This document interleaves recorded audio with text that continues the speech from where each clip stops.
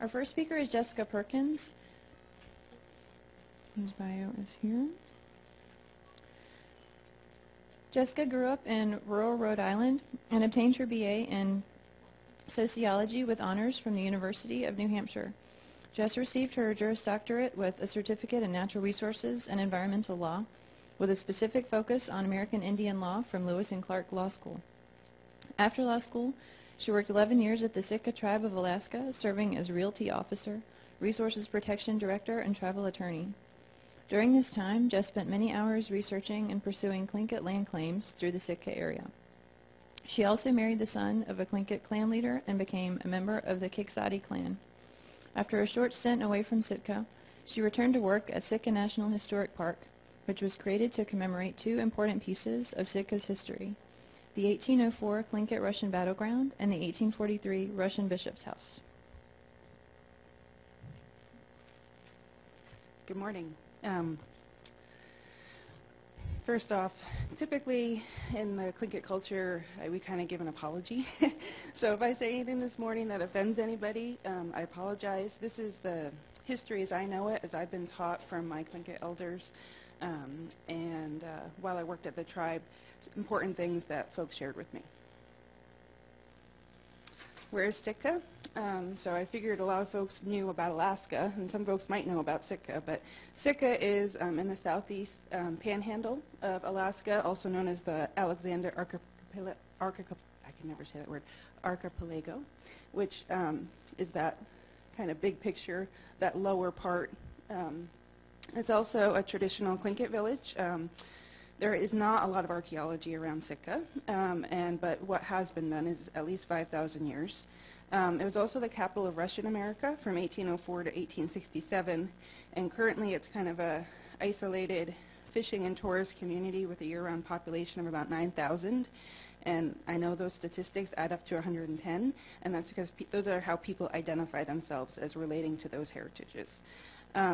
There is no bridge to Sitka. It is on the outer coast, and you can only get there by ferry or plane. So Sitka, so I was doing research for this. I thought it was kind of interesting that I looked at a Park Service publication, and it talked about the National Historic Landmarks in Sitka. And this is actually a fairly decent rundown of recent history, post-contact, of the Sitka area. As you can see, it was like 1799. We already had the Tlingit people there. Then the Tlingits actually attacked the Russians at one fort site, and the Russians left. The Russians came back 2 years later, and we had another battle. And at that time, the Tlingits retreated. And so that 1804 battle was kind of an important point, and the Russians kind of took over in some people's minds, but in the Tlingit mind, it was like a survival march. And so, and then there was, Russian America was there through 1867, and then the next NHL is the Sheldon Jackson School. Sheldon Jackson is a missionary who brought enlightenment to the people there in southeast Alaska. And then the monument was designated, which is actually a collection of the Sitka National Monument, is a collection of totem poles that were collected by the current territorial governor at the time throughout southeast Alaska and brought there after bringing it to the World's Fair. So then after that, the next time the Tlingit people show up is this Alaska Native Brotherhood Hall. So it's like one building. And then from there, the Navy and the cathedral, the park, and then this kind of bigger picture. And I look at that, and if I was an outsider, I would kind of think, well, what happened to the Tlingits during that time? And so that's what I'm going to tell you today. So since 1867, there was a lot of things happening. 1867 is the transfer from Russia to the United States. And like I just recounted, the folks thought it was important to collect the totem poles and other items from out in the forest. And those resources actually still live in Sitka, but they actually mostly live at the park or at the Sheldon Jackson Museum. The government actually prohibited at the time any kind of traditional cultural practice. And they also force folks, obviously, not to speak their language. They weren't recognized as U.S. citizens until 1924. They weren't permitted to own any land because they weren't citizens, and they didn't really, think that that was okay. They weren't permitted to vote until 1945. And then during World War II, because Sitka was actually a naval operating base and a really strategic location, which is why the Russians came and why there was a spot there for the World War II, the Navy actually went out and burned down all the traditional fish camps that were out in the national forest. So unbeknownst to local people, all of the traditional land besides like the city of Sitka had been designated as a national forest back between 1902 and 1909. Everybody was still using it just like they always did. Nobody said anything. And then the war came, and all of their, seasonal fish camps were actually removed. And then, of course, there was a lot of, in more recent history, there's a lot of, resource managers that don't really respect or bring in that traditional knowledge when they're making decisions. Yeah, that's good enough. So, as I said, there's kind of a missing part in the history, and I alluded to the Kiksati Survival March. So the 1804 battle, after the battle with the Russians, which is a big piece of history that I'm not going to try to interpret here, but the Tlingits survived by actually retreating, and what they did is they traveled to a seasonal fish camp that existed at the time somewhere else on the north part of the island, actually at a strategic location. You can really only get to Sitka easily or safely if you don't have a large ship through the inland, the inner passage, and there's really one channel you got to go through in order to get there. So the Tlingits actually went up there and staged an embargo, and they kind of stopped all the ships from entering or leaving Sitka at the time. And then, after about 20 years, and it's kind of hard to get the dates right, but after about 20 years after staging, actually at another village site that they have there closer to Sitka, the Tlingit came back and were permitted or negotiated or something to live back in Sitka, kind of similar, close to where they used to live. And you have the Tlingit village there. This is obviously a painting depiction from 1869, and you can see that there's actually a wall. So the Russians actually surrounded their community with a wall, and they had like blockhouses and other things up above to sort of protect their village. The Sitka Indian Village, as I know it, starts in 1830. But I have a feeling that the people were there a long time before that. There is not a lot of archaeology in this area. So I talk about things that the elders that were alive when I worked at the tribe shared with me from about 3 or 4 or 5 generations back. So this is what it looked like. You can see it was a very maritime culture. They have their canoes and fish drying racks out on the beach. There's some predominant rocks and things. And that's the wall, and that's kind of how it looks like up close. And you can see, basically, there was this division. The Russian approach to dealing with the Tlingits was kind of a segregated approach. This is a kind of interesting picture here. So what happened was, after 1867, the American way of life was brought forth to the Tlingit people, and sanitary laws were used in a way to tell the Tlingit people that they needed to rebuild their houses.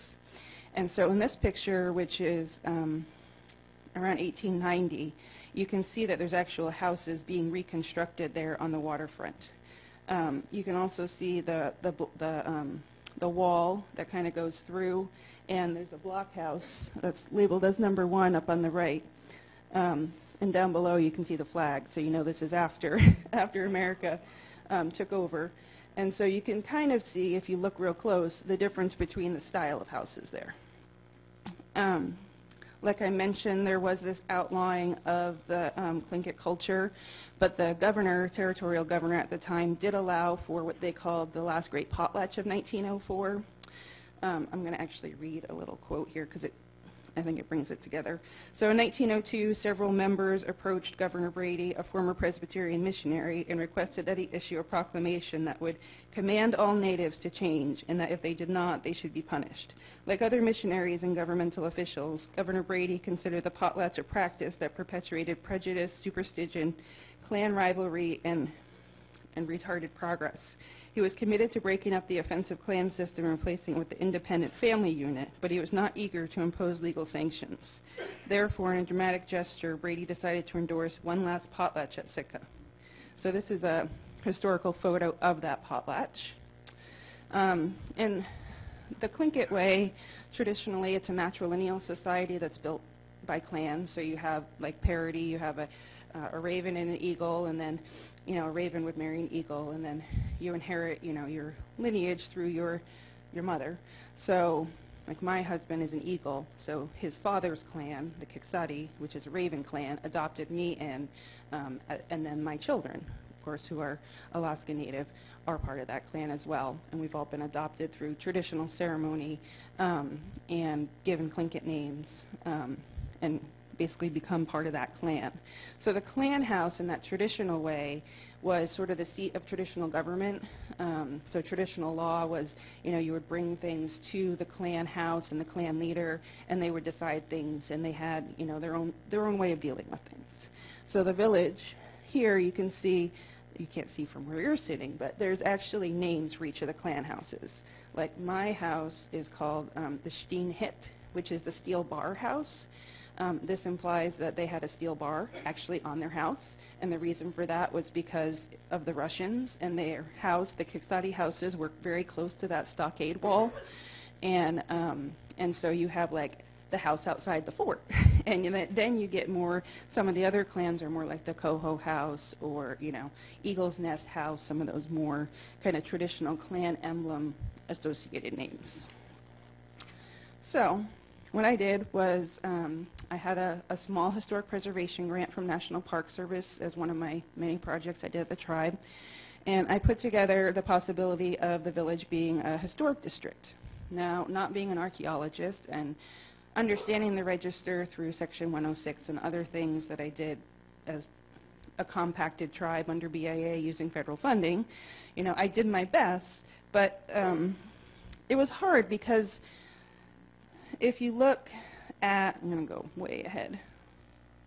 If you look at this picture, you can tell that there's all sorts of development there. You can see the traditional houses, but you can also see fish processing plants, and you can see lots of boats in the harbor and these other things. And it was hard for me to really, I put together the district nomination, but it was definitely a discontiguous kind of situation. And so it never really felt like I was doing the right analysis. Like, I knew in my heart this was a historic place. I know in my heart that it held a lot of history and importance to a lot of the people, but the words I had to use on the paper to match up with that was kind of a disconnect. And part of the challenge is, of course, everyone has challenges. The reason why I really got into this was actually there's some clan houses there in Sitka that need some love.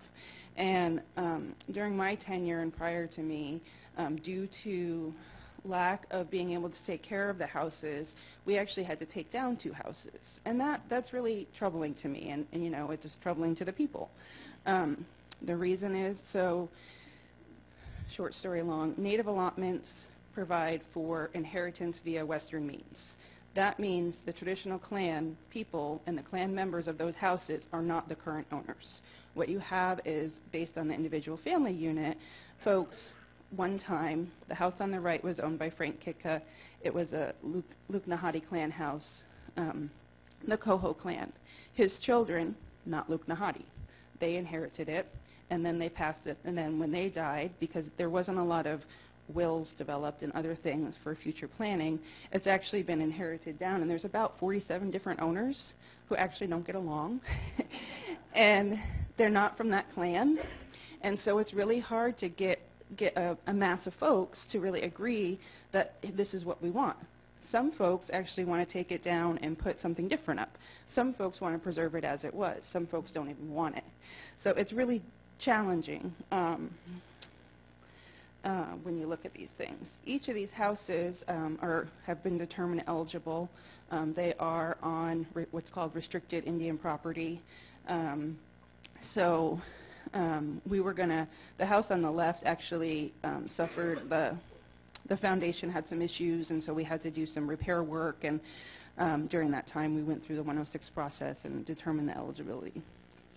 But if I look at Tlingit country, the Sitka as a bigger picture, here you have a picture of what's called the Sitka, that's the traditional territory of the Sitka tribe. And through an interviewing process of folks that still speak Tlingit, the anthropologist that we had on staff at the time was able to collect place names. And every red dot on that map is a place name. So to me, that kind of documents that connection to the natural and cultural resources throughout the region. And when I think about cultural landscape and I think about scale, I think about how each of these rivers that flow out into the ocean, it really was its own individual landscape, but then back in the day when you would go from place to place, it was really one big landscape. You know, we have evidence of oyster farming. We have evidence of the different camps and such throughout. So, of course, the Tlingit people were a sea-based people, and this is from the late 1800s of folks beach seining. And the most important resource, and some people call it the buffalo, the buffalo of the Tlingit, are herring. And herring are a resource that the eggs are used, and there's the eggs are eaten, and the Japanese have a commercial, well, the Japanese, I say that. There's a commercial fishery that sells all the herring roe to Japan because that's where the market is. And so one of the things when I think about a landscape, a maritime cultural landscape, is you've got to include, like was said earlier in the conference, you know, the natural resources that include the cultural resource. Because there's a herring house, there's people that associate with the herring. And even in the village, we have something that is a very old ceremonial place for the Kiksadi people. On the left-hand side is where it used to be, and on the right-hand side is where an elder I knew, when they were going to do construction in the channel, he had the construction crew take a piece of it and set it aside back in the 70s. And then when that place where he set it aside was going to get developed, he had to move it again. And now he finally found a home in front of a place that's not going to get developed, put a plaque up, and every year folks still go ahead and use that for ceremony. Skip that one. So in the end, it's like clear to me that the village has significant historic resources. The historic district designation doesn't really feel like the right fit, but I can make it fit. You know, it's just turning this word into that word and kind of checking the boxes. It is a truly maritime cultural landscape. It contains all those elements of ethnographic landscapes as well as vernacular landscape. But it's also part of this larger Tlingit maritime cultural landscape. And, you know, Alaska is still really a lot like the new frontier. There's a lot of development that folks think are still coming. Yes, it's currently a national forest, but that doesn't mean it'll always be a national forest. And so what I did here was try to document sort of those bigger parts of the history that I think are of national significance, including burials and other archaeological resources in the area, to kind of say, you know, there's a small-scale approach and a big-scale approach. And you can tie, you know, landscapes together, or you could look at it small. And I think in both cases, the types of resources that are there are important for preservation.